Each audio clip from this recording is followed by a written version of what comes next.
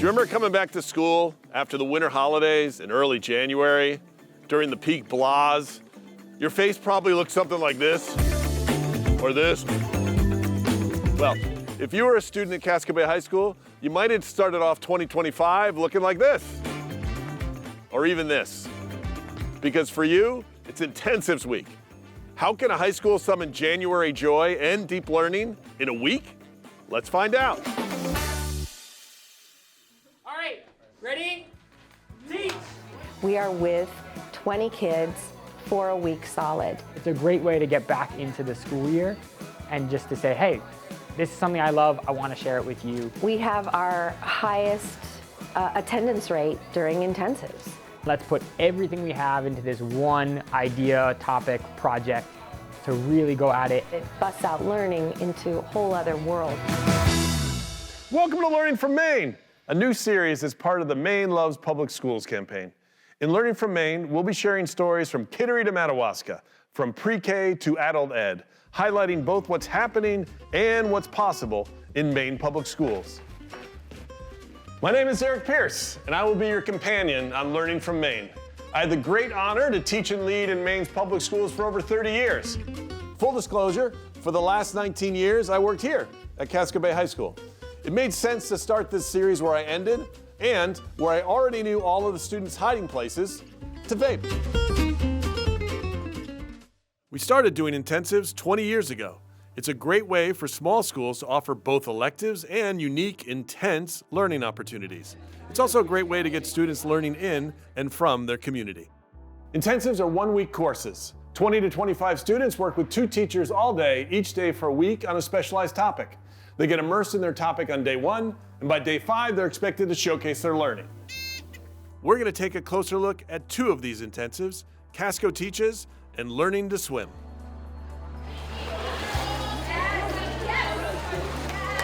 Before taking the swim intensive, where the goal is to make novice and non-swimmers into swimmers in a week, Jamilson got a clear message from his mom. She just told me to be prepared and not drown. Jamilson's goal is to swim in the deep end by week's end. He assesses his odds as 50-50. Cardell's last swim over the summer did not go well.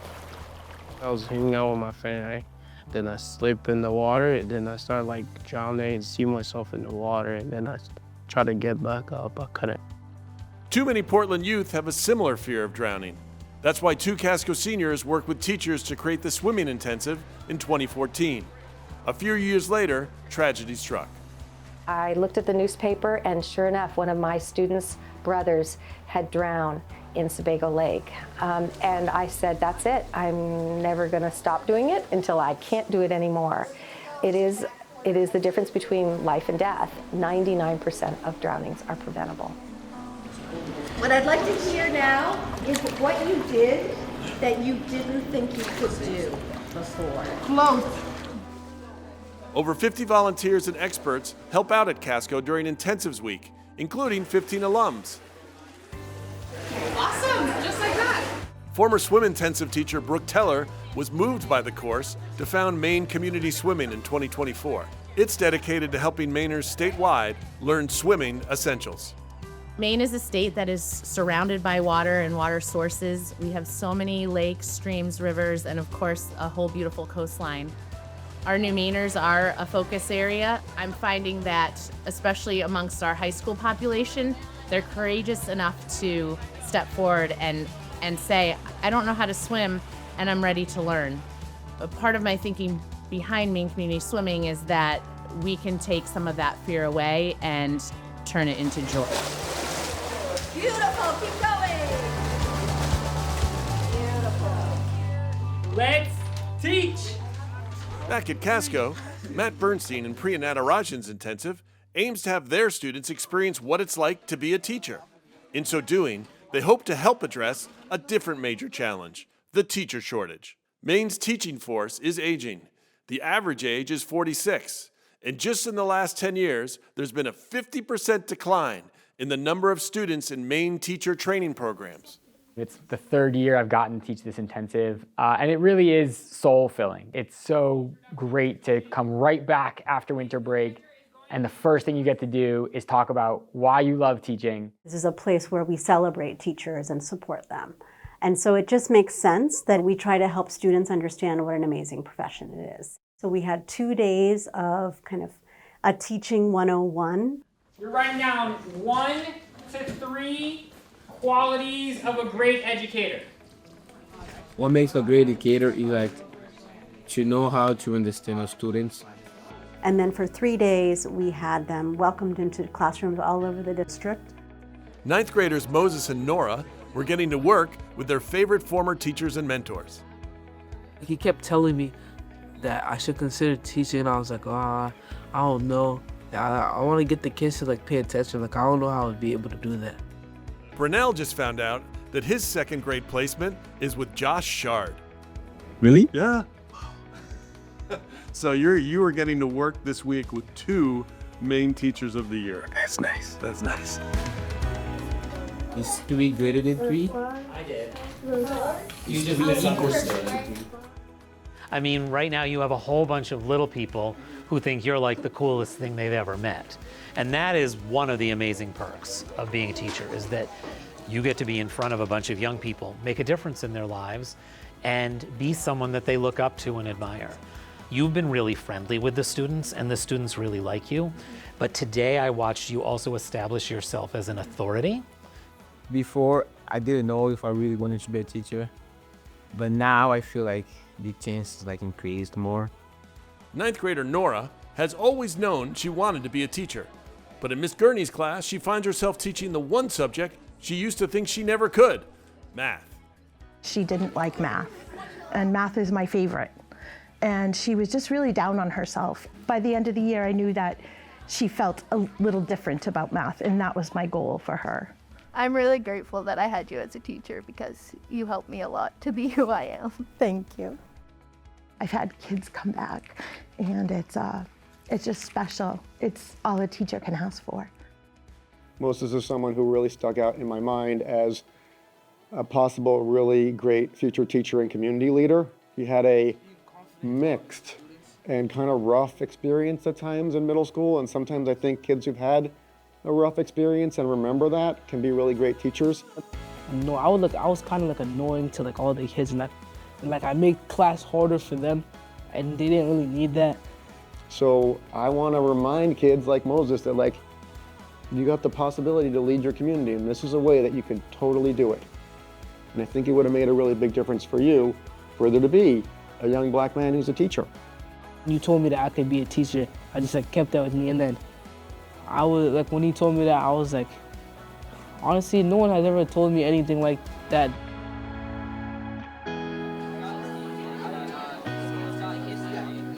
Back at the swimming intensive, students were working on more than their strokes. They were also becoming authors. Our students are also writing books that they will share with elementary students to teach them about why it's important to know how to swim. Her friends were there to cheer her on and make sure she was safe.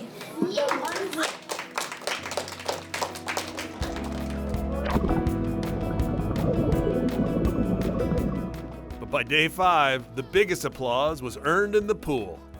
I think he did it! I think he did it! Did you get there? What happened today? I swam in the deep end. Yes!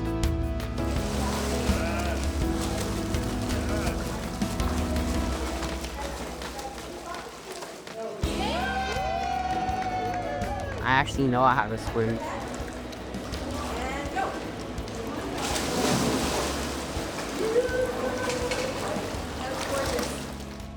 And Cardell not only met his goal, he's got a new one. Swim team, I'll probably try it next year.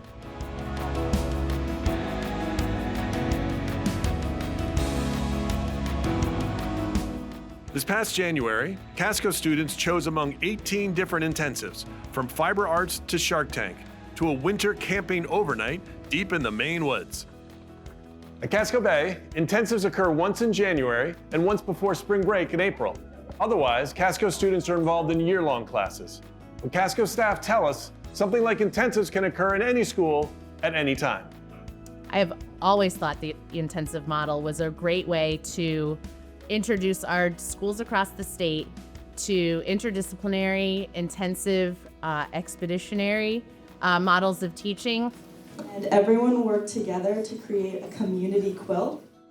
Teachers would see students doing things they never thought they would, and students can see teachers doing things in a whole other light as well. I really like utensils. I could actually do a lot of things that I could never imagine I could. What can you really accomplish in 5 days, right? And it turns out a lot. You can get a ton done in 5 days, and I think students come back from intensives and they often understand, wow, when I'm all in on something, when I'm giving everything I have to focus on getting something done, I can accomplish a tremendous amount. Imagine what I can do in a month, in 2 months, in 3 months. At their best, intensives expand students' sense of what is possible for themselves. At their best, our schools also expand students' sense of what is possible for their world. Public schools are the engine for possibility in our communities and in our democracy. In Maine, the public schools are still often a town's most important resource. What do we really know about what's happening in our kids' schools? How about the school down the road? What's changed in schools? What hasn't? In 2025, what does learning from Maine look like? Let's keep finding out together.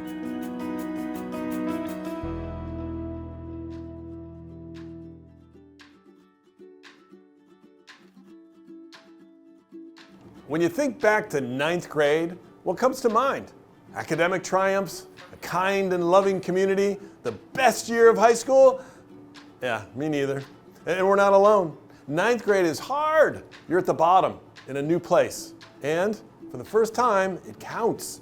It's no wonder that compared to every other grade level, 9th graders have the worst attendance, the lowest GPAs, and the most misbehavior. But then again, we didn't go to Telstar High School's Freshman Academy, or TFA, near Bethel. Here, 9th graders head to their own campus apart from the other grades. Every single day, they build, they explore, they work together on real-world projects that combine English, social studies, science, and outdoor leadership. They're learning deeply, they're figuring out their path forward, and they're having a year they'll want to remember. This all started more than a decade ago when John Elliott noticed his 9th grade special ed students were really struggling in the classroom. Then he started taking them off campus. We started building bridges, we started making trails. These concrete walls are a barrier for a lot of students, and if you can remove them, you really can get deep. Elliott was soon convinced that his approach could be a game changer, not just for his 9th graders, but for all 9th graders. Elliott found an educational soulmate and partner in Ryder Scott, who had a great location for an off-site 9th grade academy, just 10 minutes from Telstar, UMaine's 4-H center at Bryan Pond. So the school district was trying to address similar challenges to every school district in the state. Student engagement, attendance, graduation rate. So the vision was to design a program that would be both academically rigorous and engaging, interdisciplinary. You need to be able to communicate scientific learning in 3 different formats. And then combine all of that with a real nurturing environment that was to some degree separate from the school building. So our goal really was to change the narrative about what 9th grade really is. TFA may be facing their greatest challenge with this cohort, the Telstar class of 2028. This group has been told repeatedly, God, you guys are the worst class I've ever seen. They've left a wake of teachers retiring and quitting. Yeah, they went through the list, good thing, who they had gotten to quit, who they had gotten to cry. So the reputation was deserved, kind of? Yes, actually. It was very deserved. Can a high school really send all of its 9th graders off campus for the whole school year? Can it get them to work together, to listen to each other and do important work? Even the dreaded class of 2028? Let's learn more. The first thing you'll notice about TFA is the setting. It's beautiful. And the 9th graders have a swath of the UMaine 4-H campus all to themselves. Their campus is often their classroom. TFA science students study erosion through a nature walk. In outdoor leadership, students learn to build fires as part of their preparation for a year-end, full-class, overnight canoe trip. As we get ready for our camping trip, one thing that we're going to talk a lot more about is Leave No Trace. TFA 9th graders culminate their climbing unit with a team competition inside their barn. TFA student Eva describes herself as not very outdoorsy, but today she is all in. First, it's on knot tying. Crushed it. And then it's just BAM! Then, it's helping her teammates on belay. Okay, you are almost there. Trust me, you are almost there. Finally, it's her turn. Oh, Jesus. Ding, ding, ding! TFA English teacher Doug Bennett sees the impact of students climbing walls in his English class and beyond. Starting to realize piece by piece, oh, this is fun. Not only is it fun, but I can do it, I'm fine, and I like it. Really just piece by piece builds that confidence in them, and they apply it to everywhere. Projects with real audiences and purposes are another hallmark of TFA. Mr. Bennett's class, students are focused on a digital story project in which students have to answer questions like, who am I? How do I learn best? What is my impact? Eva's excited because in this project, she'll get to tell the world all about her beloved 7 children, her guitars. My first one, the firstborn, is Cinderella, named after the band, and she is a Steve Vai Ibanez, bright pink. She's still my favorite guitar. Eva won Telstar's Winter Carnival Talent Competition this year. No small feat for a 9th grader who started playing in 7th grade. Eva's classmate Zach will be centering much of his digital story around another interdisciplinary project TFA completed earlier this year, Think Tank. It's a group project centered on science and social studies. Zach explains the challenge his team faced. It was a project where we had to solve a problem across the world with limited amount of resources. So, what do you call this thing, Zach? I call it the stunning Tomelo. The stunning Tomelo. What is a Tomelo? I have no clue. That's what this is. It's a stunning Tomelo, obviously. What makes it stunning? Just the idea of it. Zach and his team did have a stunning idea to design a metal gasifier that would lead to healthier, pollutant-free cooking in rural Ethiopia. The experience sparked a new passion for Zach, engineering. Why would you want to be an engineer? Because stuff like this could really impact how people live and change the world around you. Zach was not always so positive about his future or school. His view of his time in middle school is blunt. So it was just dreadful. But now, I actually want to engage in the class conversations and apply learning in the classroom. I end up actually doing the work instead of just messing around all day. Zach attributes half of his transformation as a student to doing work he finds meaningful, and half to something else. Well, it's a lot better because I have a way better relationship with the teachers. I heard that same message repeatedly at TFA. Students' respect and even affection for their teachers inspired better results. Here's another student, Travis. The teachers have beautiful personalities. If you have a problem, they'll help you, and the assignments that they give are very interesting. TFA's 4 teachers work solely with TFA students, and they intentionally model the collaboration and the kindness they expect from their students. Eva admits to being a TFA convert, even though she spends most of every school day just with 9th graders. Oh, I was dreading it. I think the teachers definitely helped out a lot with that. Everybody's gotten a lot closer with each other. Like, everybody's finally growing.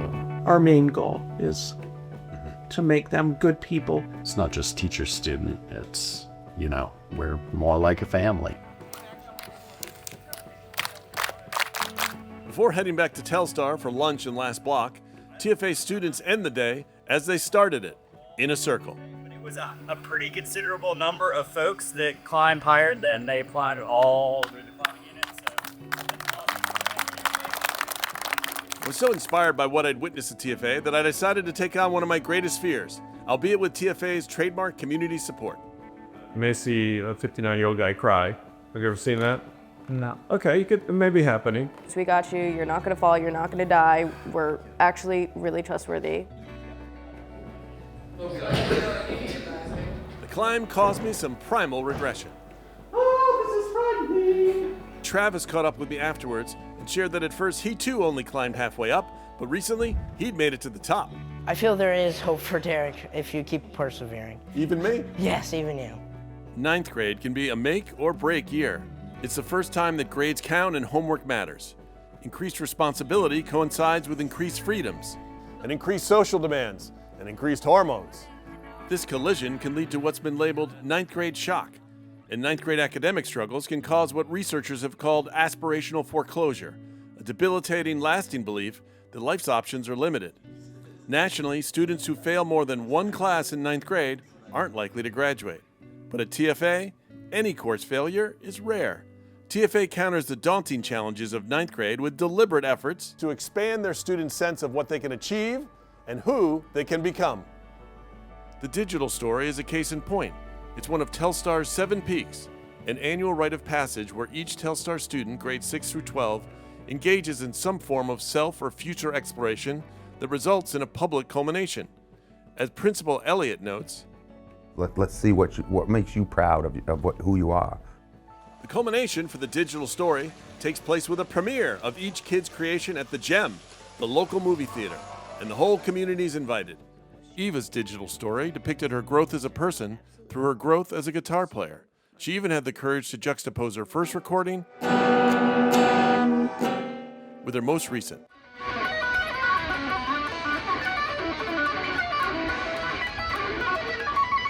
Zach's movie started with some earnest reflections on his growth. Learning as a person has always been kind of difficult for me, as it seemed very overwhelming and stressful at times. But when it comes to TFA, I've noticed a big change. After TFA, Zach now sees his path forward. To succeed in the engineering world, you need to be able to problem solve, have some technical expertise, and other soft skills like good communication, good teamwork, and leadership qualities. Those are some skills that I think I possess and would excel in. The digital story, like TFA itself, has nudged Eva and Zach to improving and demonstrating the best versions of themselves. TFA hasn't just been life-changing for the students, but for their teachers too. Kelly Dole remembers first hearing about the plans for TFA in 2014. At the time, she was Telstar's longtime ninth grade science teacher. I was like, what the heck are you talking about? I'm not doing that. I thought it was the worst idea ever. Now I would never want to go back into a classroom and do what I used to do by myself. I would never want to. There's so much more freedom and creativity down here. You know, TFA is for everyone. I think this type of outdoor and experiential learning is even more important than ever. I love TFA, I love the whole program. You speak to these kids that have gone through this program, I'm telling you, they're different. They have a different sense of respect, they have a different sense of responsibility, they have a different sense of loyalty to their fellow peers. Students work better together. Jocelyn, a Telstar senior, is a great example of her principal's point. Being at TFA, not being in like a normal high school building, I think that made people more eager to learn. We weren't like the scared little freshmen. We had this trust like for the first time from adults, and so I think that we all appreciated that. School gets such a bad rap in people's heads because I'm like forced to go and I gotta sit in a chair and I'm in this place and it feels like prison. And here, they learn that learning is all the time, everywhere. UMaine has 3 4-H learning centers around the state, and there are more summer camps than high schools in Maine, over 140. Might there be a way for other communities to launch their own version of TFA? Well, here's what Zach thinks, a member of the cohort formerly known as the worst class ever. I think schools all around the world should have more things and opportunities like TFA. All right, take.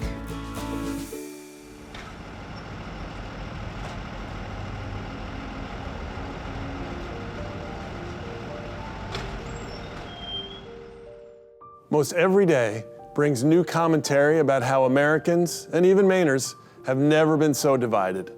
But one issue which might unify us is the need for great public schools. In Maine, public schools account for 96% of student enrollment. That's 96% of our future in the care of one institution for nearly half our kids' waking hours, more than half the year. So yeah, we all want and deserve schools where our children are consistently cared for and challenged and growing, where their particular greatness is known and cultivated, where they gain the knowledge and skills necessary to be the adult they dream to be and the citizen we need them to be. Here's one more thing we can agree on. Despite the best effort and diligent work of our students and our educators and our parents, Maine schools, like all schools, can do better. Learning from Maine aims to shine a light on the path from here to there. So let's continue our journey.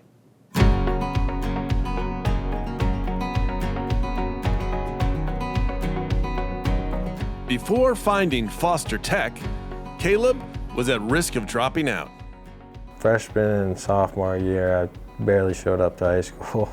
I have ADHD and dyslexia, so I just struggled with it and didn't want to do it anymore. So I was just like, nope, I ain't going. Then Caleb started to admire the work his older brother was doing at a place called Kenway Composites, a custom fiberglass manufacturing shop that creates everything from train platforms to battleship propellers. He was working on windmill blades up in the mountains and stuff, and I was like, wow, I want to do that. Fortunately, Caleb was accepted into Foster Tech's composites program his junior year. I had to start showing up to school and doing it because I wanted to do composites. By his senior year, Caleb received a new opportunity to be Foster Tech's first registered Maine apprentice. Caleb would head to Kenway every day to craft fiberglass. He'd get paid and even earn the last credits he needed for his diploma. And he was able to get his art credit through that while getting paid and getting credit for his CTE. And graduating. And graduating. And he marched across that stage, and it was amazing. Amazing indeed.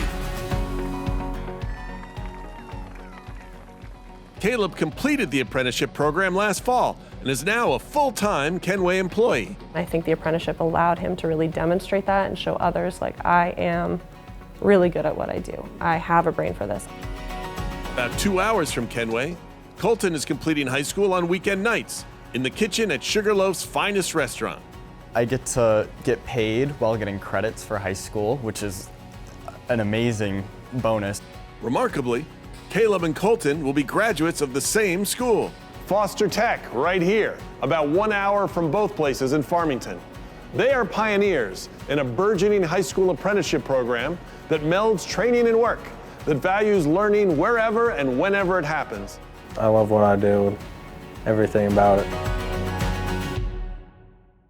In this story, we'll explore a promising 2025 version of a practice that has trained skilled workers for centuries, from Leonardo da Vinci to Ben Franklin. Apprenticeships. Apprenticeships are a fast-growing pathway to great careers, offered across Maine by Foster Tech and other career and technical education centers, or CTEs. Here's how they work. Apprentices spend 2,000 hours training on the job and complete nearly 150 hours in the classroom. They're paid, and the training is free. CTE centers also offer less intense pre-apprenticeship programs that can lead to full apprenticeships. We are fortunate in the CTE world, the career and technical education world, that we're kind of the golden era right now. Everyone supports what we're doing because it's about career and workforce readiness. Colton, our aspiring chef, completed his pre-apprenticeship through Foster Tech and then began his apprenticeship at Sugarloaf. This past winter, Colton spent half of his time at Foster Tech taking academic and culinary courses, and half his time as the line cook at Sugarloaf's gourmet restaurant, 45 North, where he's the youngest employee by 10 years. Makes me feel very special being the first teenager in all of Sugarloaf to be a line cook. Colton is our first apprentice. You have to have the right person, and Colton turned out to be the right person. So Colton, 17 years old, he's a super professional, great attitude. He fits right in. It's almost like a free college in a way. They get all the experience and we pay them while they're here.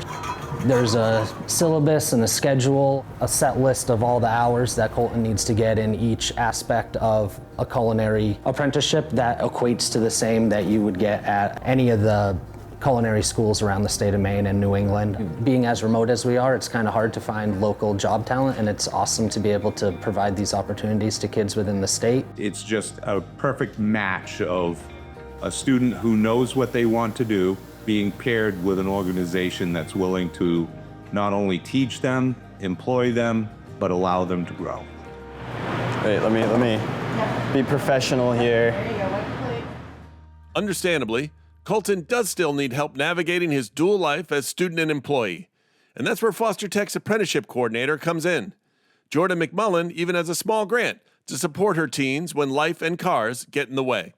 Transportation is probably our biggest barrier. Where we're in rural Maine, I've had to buy car parts for apprentices so they could get it fixed. I've done gas cards. I've paid for car insurance. It's a challenge that's not unique to Franklin County. In Maine, over 2/3 of our students attend rural schools. And while rural students tend to graduate at higher rates, fewer of them go to college or complete it. In Franklin County, nearly 150 older teens aren't in school or employed. But at Foster Tech, staff say apprenticeships are helping to bridge the gap between school and work. It's been really helpful to show kids, like, you have opportunities right in your community. Like, you don't have to be a world traveler to go get all these experiences. You can experience that right in Franklin County. And it's not just the apprentices who benefit. Employers like Kenway Composites love the CTE-trained apprentices they're getting, like Caleb and his buddy Tyler, a fellow Foster Tech grad. You get people that want to be in the industry you're working in. You get people with skill sets that's going to come in with a basic knowledge of what you're doing. It's a win-win. They're true assets. I need 4 or 5 more of them, just like them. So I hear you're the master repairman. Usually it's fixing other people's mess ups, so it feels good. So these holes that they drilled recently were in the wrong spot. I filled them in and covered it with new fiberglass. Wow. There's no sign. Right, yeah, I try to make it flush with the part. That's amazing, man. So what can I do? Here, grab this, and just these air pockets, you can go side to side. Side to side? Yep. Caleb's buddy Tyler tried to teach me how to laminate a washer hood that would one day clean pulp at a paper mill. Perfect. All right, so far, I haven't ruined it? No, it's not gonna break? Good. So this plus like 2,000 hours and I'd be an apprentice? Yeah, yeah. Maine's apprenticeship program might be a boon to a population who've been struggling in recent years, rural boys. Women now outpace men in earning college degrees by 15%. But in these apprenticeship programs, more than 3/4 of participants are male. So growing the program could lead to more academic success for students like Caleb and Colton. Next fall, Colton will be the first person in his family to attend college. He plans to complete his apprenticeship requirements during college through part-time work and summer employment. Can I trust a 17-year-old with my $30 entree? Let's find out. I asked Colton to teach me something on the 45 North menu. What do you got for me, my man? Today we're making maple vinaigrette. Maple vinaigrette? It goes on our harvest salads and we marinate it with our chicken. There's 2 cups. Okay. So someone's gonna eat this? Someone's gonna eat this. I better not blow it, man. No, right? you know. Oh, man. It's high stakes. There you go. Yes, chef? No, a little more. All right. There you go. There we go. Yes, chef? Yes, chef. All right. Thank you. So we use avocado oil instead of olive oil because olive oil settles in the cold and it clumps up. Are you having fun? I'm having fun. You're having fun? This is for credit, right? Yeah. 6 credits. 6 credits of this. Wow, it's looking good though. So we're gonna dip in. Dip in just a little bit.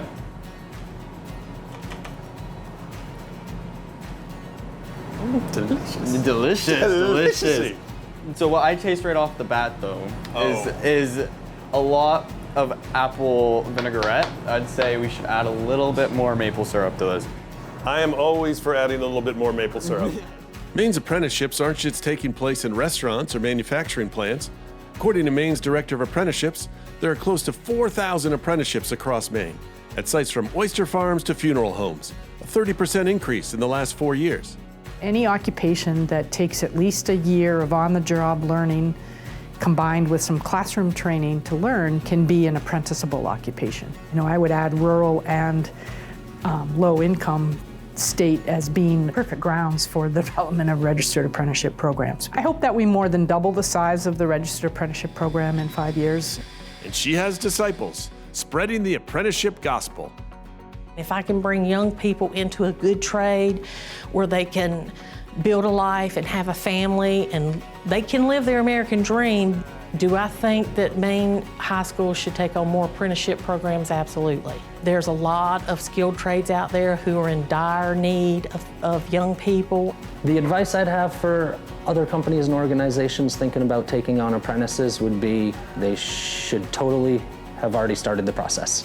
We're going to see higher graduation rates. We're going to see lowered dropout rates because kids are seeing the value of, if I stay in school, I get all these opportunities, and they will help me find the pathway to success.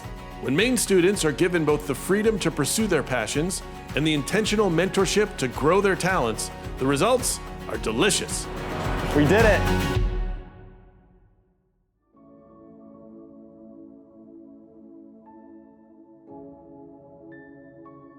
Do you remember the odd ritual each year during that first sunny 70-degree day?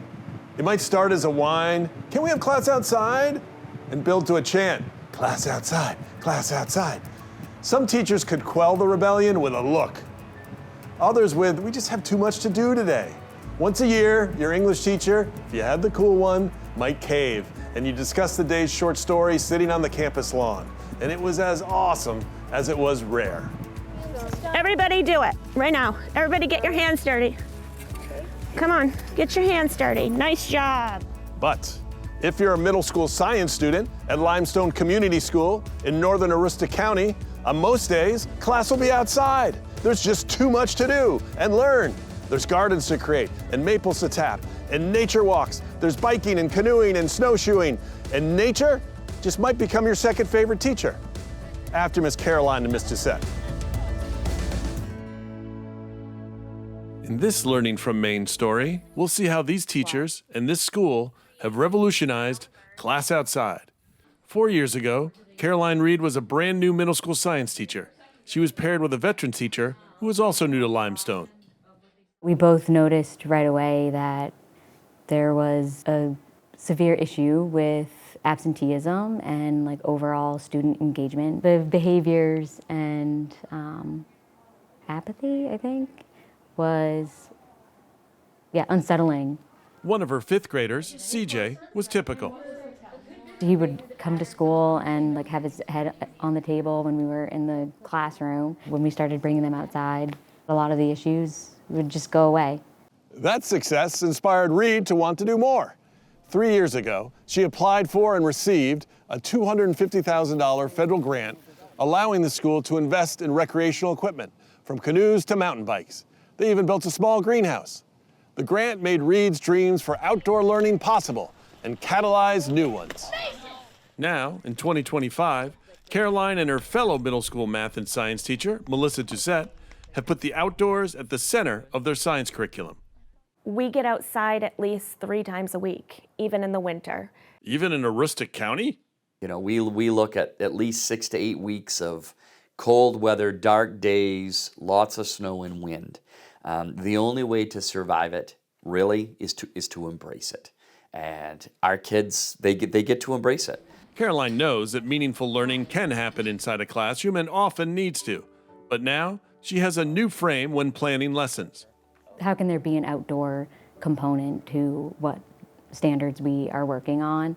They do sit down and we do like classic lectures, right? But then we go and apply that in some way where they get to go outside, get fresh air, move their bodies, and have a firsthand experience in what they have learned in the classroom. Sometimes it's obvious the outdoors should be center stage, like when Miss Doucette's 6th graders are studying the rock cycle and there's a gravel pit nearby.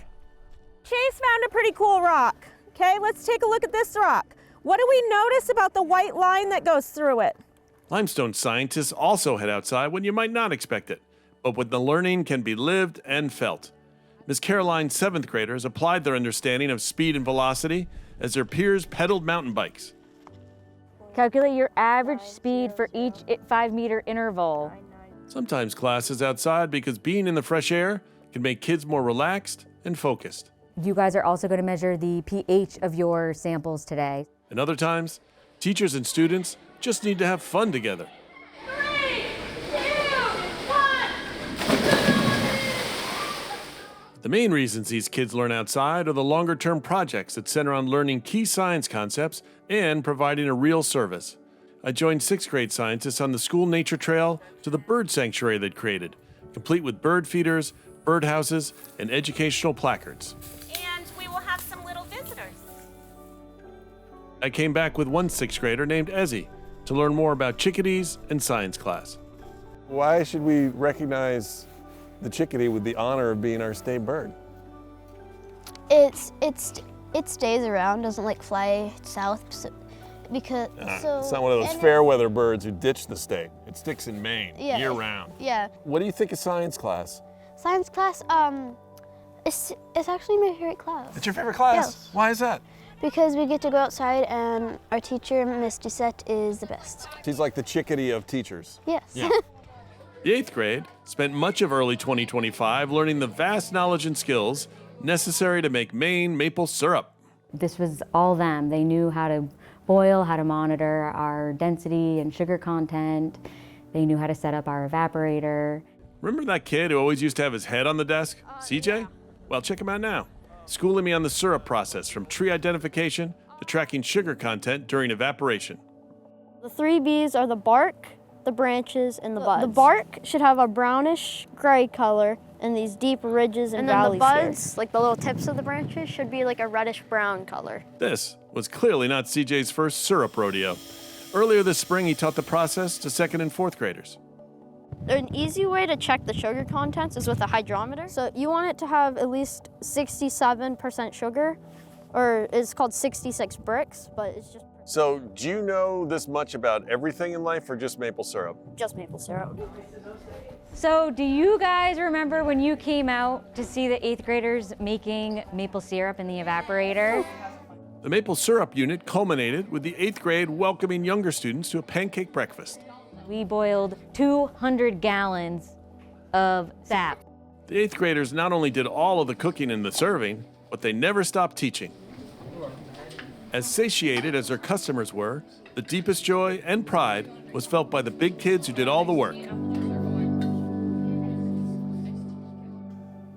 Americans, on average, spend 90% of their lives inside. Tweens are not only getting outside less, they're spending 5 to 6 hours of their non-school time every day on screens. Outdoor learning can help reverse those trends, among other benefits. According to the Children in Nature Network, nature makes kids healthier, happier, and smarter, especially as at LCS when guided by great teachers. That connection with the dirt, that connection with the earth is rejuvenating. It's refreshing, right? It's what we're supposed to be doing. LCS's biggest project this spring required the smarts, hearts, and hard work of all the students in grades 5 through 8, the community garden. Ms. Doucette's 5th graders used their geometry skills to figure out the garden's dimensions and location. LCS 5th grade is determining where our garden is going to be exactly. Pretty cool, right? The 8th graders were in charge of testing the soil and amending it as needed. 6th grader Caleb gave me an overview of the plan. What we did last year is we planted all the carrots, the green beans, the peas, the peppers, and all that in these raised beds. And I'm pretty sure we're gonna do that this year again. Last year we planted the potatoes right there, but I'm pretty sure we're gonna move it to over there, that big patch, so we have more room to plant more.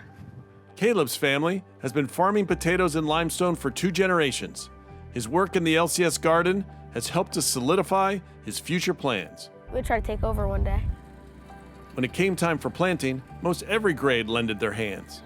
7th grader Serenity is a true convert to gardening. I've been starting my own garden at home, so before I never even thought of that. Never even wanted to approach that. As part of the 7th grade focus on plant genetics and pollinator gardens, Serenity has been independently researching and cultivating a flower called borage. They are known for tasting like cucumbers with honey. Also, scientists have found some evidence that it might be able to cure some cancers. Serenity hopes to see her borage in bloom over the summer. She and some other classmates have volunteered to come in twice a week. So you're coming to school in the summer? Yeah, I don't mind.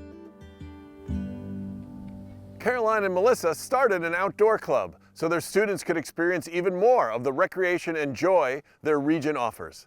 Serenity tried both skiing and horseback riding for the first time, and now she's hooked. I want to be an equine vet.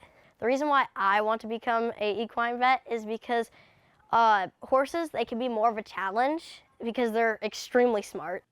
After listening to Serenity, Caleb, and their peers, I was struck that these outdoor experiences were not just deepening their learning, but shaping these young people, refining who they wanted to become. Schools across Maine are coming to the same conclusion. During the pandemic, they had to go outside. Now, they're choosing to. In a recent census, more than half of our school leaders reported investing in outdoor learning spaces. And why not? Maine is uniquely well suited for outdoor learning. At Limestone, 8th grade culminates with the class canoe trip down the Aroostook River. This spring, middle schoolers use the school's pool to learn canoeing skills. In the winters, Principal Ben Lothrop often takes his students on their first ice fishing trip or snowmobile ride. Principal Lothrop sees the school's innovations with outdoor learning and adventure as being crucial, not only for improving students' academics and attendance, but for Limestone. Like many rural Maine towns, Limestone is shrinking by about a third just since 2010. The K-8 population is now 150. We are teaching them to do things they will be able to do for the rest of their lives. So if we expose them to the types of things that are available to do, maybe they will consider staying. And let's be real, I said, how many of you come to school every day because of science? And there was not one student that didn't raise their hand in both of my classes. Outdoor learning can have a transformational impact on teachers too. I never thought that I was going to become a teacher. I get to be creative and I get to be outside. Honestly, I don't think I'm ever gonna leave here.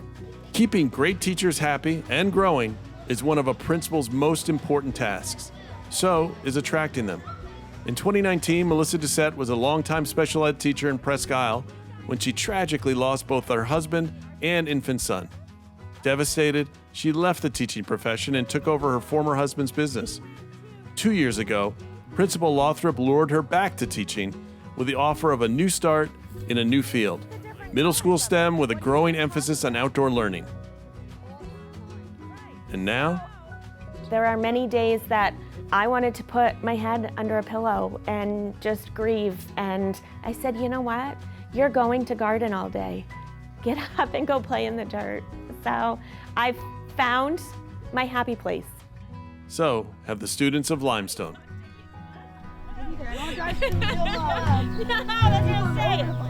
Okay. Okay, Maine. So what have we learned from our public schools? First, innovation that gets results is happening all over the state. There's so much more we can learn from each other. Secondly, Maine is a gorgeous state for education. So much meaningful learning can take place outside of the classroom here, both in our communities and in nature. And when schoolwork connects to real issues and the stakes and expectations are high, our students and our teachers respond. They give their best. Next, relationships matter. When our kids feel known by their teachers, when they feel comfortable to be their full, flawed, but fabulous selves in school, they're more willing to take risks, to do the hard, necessary work that sparks the most growth. And lastly, our kids, like all kids, even those from New Hampshire, are capable of greatness. Greatness as scholars, greatness as employees, and greatness as people. So let's keep learning from Maine. Yeah.